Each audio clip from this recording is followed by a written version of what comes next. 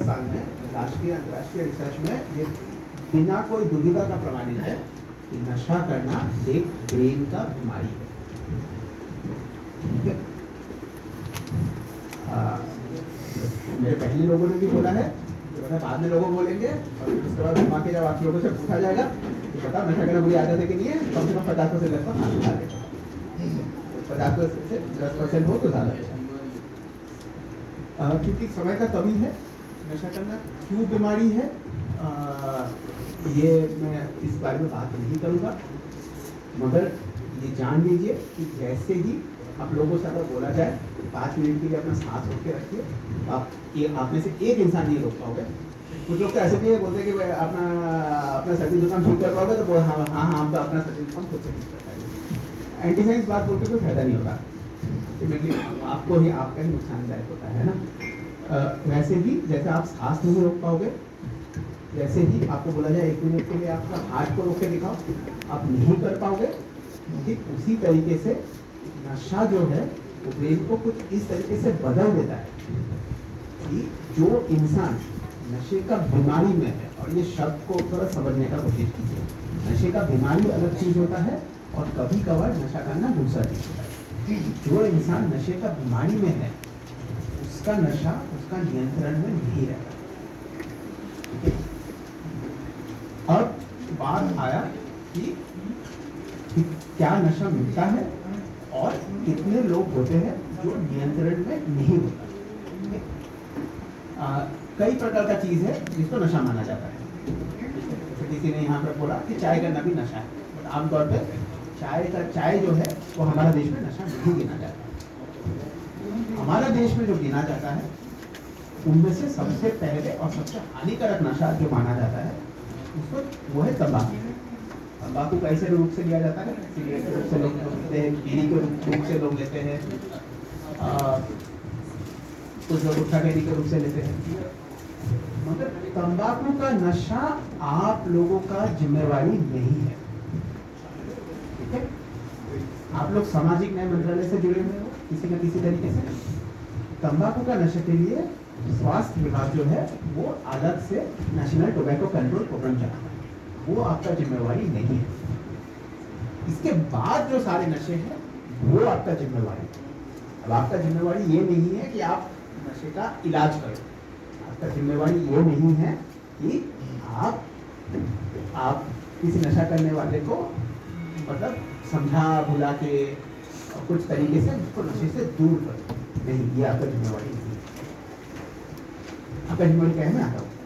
तो तंबाकू के बाद पहला नशा जो आता है जो भारी मात्रा में हमारे देश में दिखाया जाता है वो है शराब का। करीबन 15% लोग, 15% लोग मतलब मर्द और महिला मिला के हमारा देश में साल में एक बार शराब का सेवन करते हैं।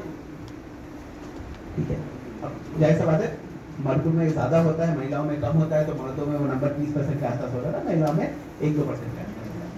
कुल मिला के 15% लोग हमारा देश में साल में एक बार शराब का सेवन करते हैं।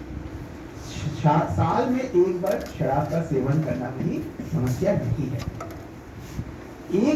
कभी इन लोगों में 15% लोग जो साल में एक बार कम से कम शराब का सेवन कर रहे हैं, इनमें से कुछ लोग इस मात्रा पे सेवन करते हैं जिनको हम बोलते हैं प्रॉब्लम ड्रिंकर, समस्या पीने वाला। ठीक है, वो करीबन 3.5% लोग, कुल देश का आबादी जो है, आबादी में 3.5% लोग इस मात्रा में शराब पीता है कि वो हम प्रॉब्लम ड्रिंकर क्लासिफाई करते हैं मेरा साइंस में। ठीक है, प्रॉब्लम ड्रिंकर्स को ढूंढना और उनको सही रास्ता दिखाना ये आपका काम।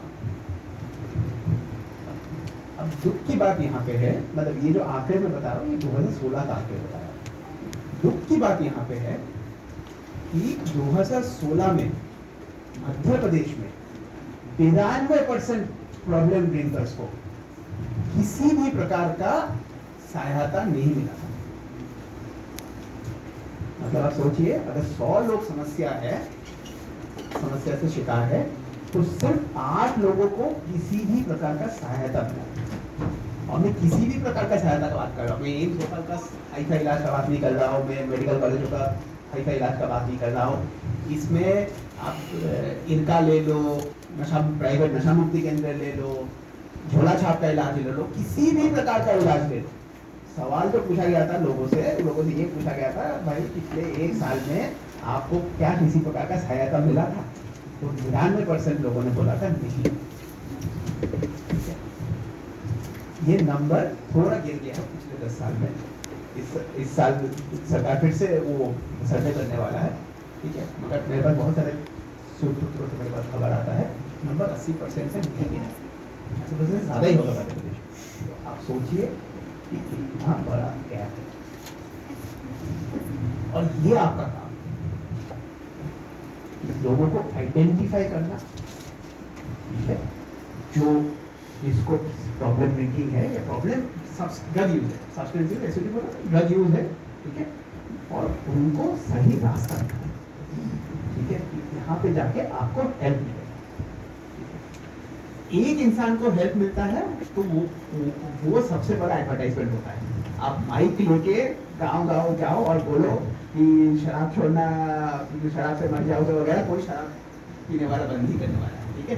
वो टीवी सिनेमा हो तो जाते हो ना, अक्षय कुमार का ऐड चलता है, तो 10 रुपए फेंक दो, 10 रुपए जेब में डाल दो, एक साथ कितने लोग उसको देख के बीड़ी पीना छोड़ देते? नहीं छोड़, ठीक है।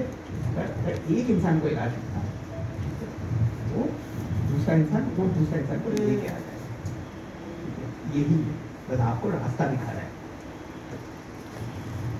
3.5% नंबर बहुत कम लग रहा है ना, सिर्फ 3.5% लोग कम लग रहा है। कितने लोगों को कम लग रहा है?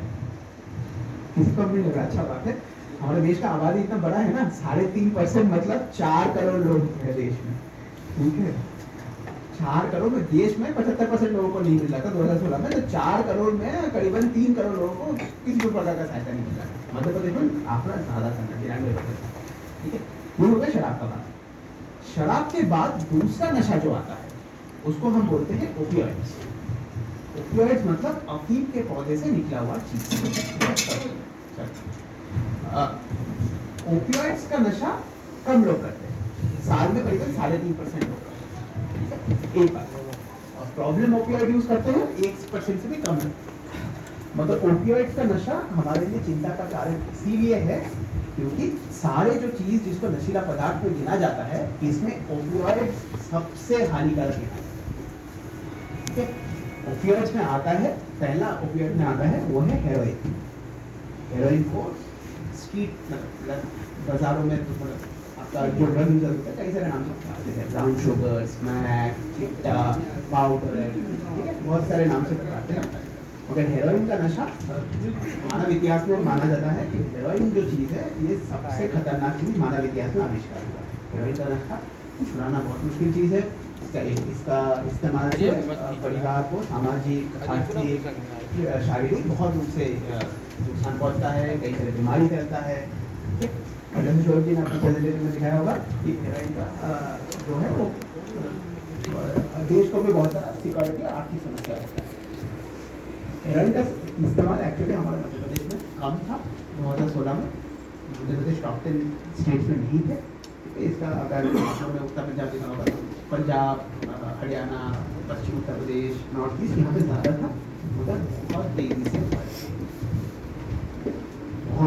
बढ़ रहा है हेरोइन।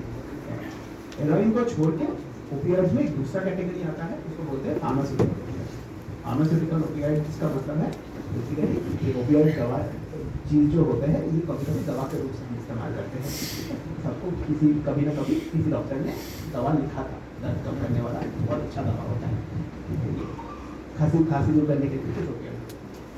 यही चीज़ हमारे देश में बनता है, मैन्युफैक्चर होता है, वो ब्लैक मार्केट में चला जाता है। तो तब कुछ लोग इसका नॉन मेडिकल यूज़ करने लगते हैं और बड़ी मात्रा में यूज़ करने लगते हैं। फार्मास्यूटिकल ओपियोइड्स भी एक समस्या इसीलिए है क्योंकि फार्मास्यूटिकल ओपियोइड्स और हेरोइन का यूज कभी कभी एक साथ कोमॉर्बिड होता है। मतलब तो कभी वो हेरोइन का पैसा नहीं है तो ये दर्द का दवा खा लेगा, कभी हेरोइन का पैसा है तो हेरोइन ले लेगा, तो मिक्स यूज। पर ओपियोइड्स एक दूसरा कैटेगरी है जिसमें आपको ढूंढना है, फोकस करना है। ठीक है। तीसरा कैटेगरी है कैनबिस। कैनबिस मतलब गांजे का पौधा। इसका भी कई सारे रूप से नशा मिलता है। पत्ते से भांग बनता है, राज्य में कानूनी है।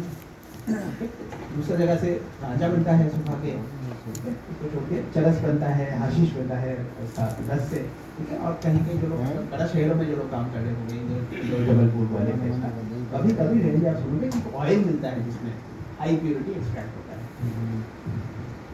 गांजा इसीलिए समस्या है क्योंकि गांजा हमारे देश में, कैनबिस ज़्यादातर प्रोडक्ट हमारे देश में बेआईनी है। तो इससे हानि जितना पहुंचता है उससे ज़्यादा समस्या का, चिंता का कारण ये होता है क्योंकि ये बेआईनी है। तो जिस नेटवर्क में आपका गांजा मिलता है उसी नेटवर्क पे भी आपको ओपिएट मिलते हैं, तो वो भी बेआईनी है। तो आपके पास अगर कोई गांजा लेने वाला बच्चा आ गया तो उसको जिंदगी में देखोगे गांजे से बहुत ज़्यादा हानि नहीं पहुंच रहा है, वो बोलेगा मैं क्यों छोड़ूं। मगर उनसे आप पूछताछ करोगे ना उनका दोस्तों के बारे में, वो क्या करते हैं और क्या नशा इस्तेमाल होता है उनका ग्रुप में, तो बहुत हाई चांस है कि आपको मिल जाएगा कि उनका दोस्तों में कोई एक ऐसा हो जाएगा जो ब्राउन शुगर ले रहा है, हेरोइन ले रहा है, तो वो टारगेट पर है। इसीलिए गांजे पर फोकस करना है। बस यही 3 चीज़ों पर फोकस करना है। 95% हमारा देश का ड्रग यूजिंग हमारा देश और स्टेट का ड्रग यूजिंग पॉपुलेशन को कवर करता है। आप लोगों ने कुछ ड्रग्स का नाम सुने होंगे जो सुर्खियों में आता है, एफडीए में, एलएसडी, ओके वगैरह, ठीक है।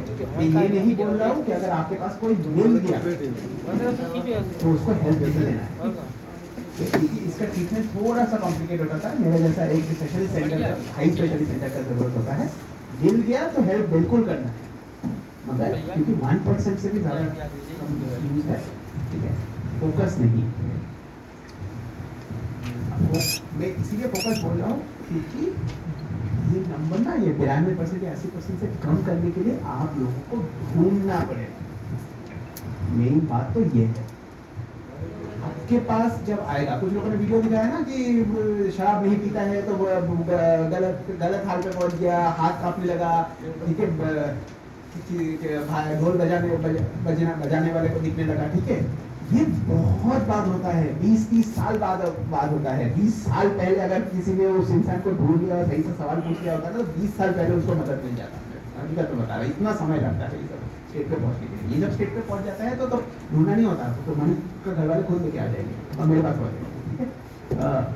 मगर जब इनिशियल स्टेजेस पे है, जब प्रॉब्लम्स कम है, तब हेल्प कर पाएंगे तो सक्सेस रेट सबसे ज्यादा होता है, ठीक है। तब ढूंढोगे कैसे, ये सवाल है, हाँ? तो ढूंढने के लिए मैं 6 फ्रेज लिखने वाला हूँ बोर्ड पे। मैं चाहूंगा कि ये लोग आपका डायरी में एक चीज लिख लीजिए, यही चीज आपको जाके करना पड़ेगा। अच्छा, चल अच्छा बात है कि कल का किसी ने हटाया नहीं।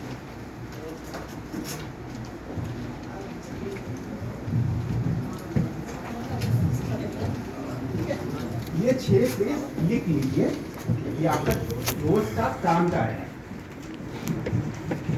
पहला फ्रेज जो है वो है लॉस ऑफ कंट्रोल, ठीक है। अंग्रेजी है क्योंकि ये सारी चीज मेडिकल साइंस में अंग्रेजी में दिया गया है, एक भी अनुवाद नहीं।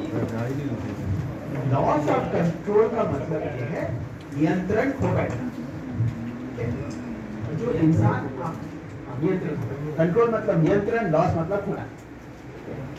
जो इंसान आपको मिलेगा ये 100% आपको मिलेगा, जिसको मदद चाहिए ना, लॉस ऑफ कंट्रोल है।